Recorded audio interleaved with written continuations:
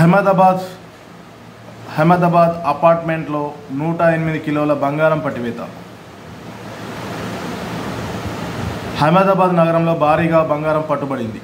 Gujarat ATS anti terrorist squad అనే దళం, ఉగ్రవాద నిరోధక దళం, పోలీసులు, DRI అధికారులు సంయుక్తంగా నిర్వహించిన ఆపరేషన్ల భాగంగా ఒక ఇంట్లో దాచిన దాదాపుగా 108 కిలోల బంగారంను స్వాధీనం చేసుకున్నారు.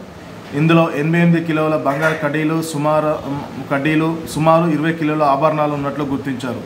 మార్కెట్లో వీటి విలువ సుమారు 100 కోట్ల వరకు ఉంటుంది అని అంచనా వేస్తున్నారు. బంగారం అక్రమ రవాణాపై పోలీసులు నిఘా వర్గాల సమాచారం అందింది. స్మగ్లింగ్ చేసిన పసిడిని పాల్దీ ప్రాంతంలో గల ఆవిష్కార్ అపార్ట్మెంట్లో ప్లాట్లో దాచిపెట్టినట్లు తెలిసింది. తాళం వేసి ఉన్న ప్లాట్లో ATS అధికారులు, DRI అధికారులు అండ్ పోలీసులు సోదాలు నిర్వహించారు. ఇల్లు గాంధీనగర్లో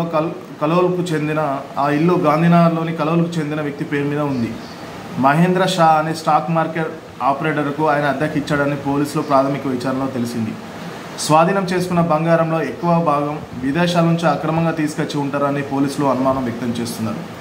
దీనిపైన కేసు నమోదు చేసి దర్యాప్తు చేస్తున్నారు.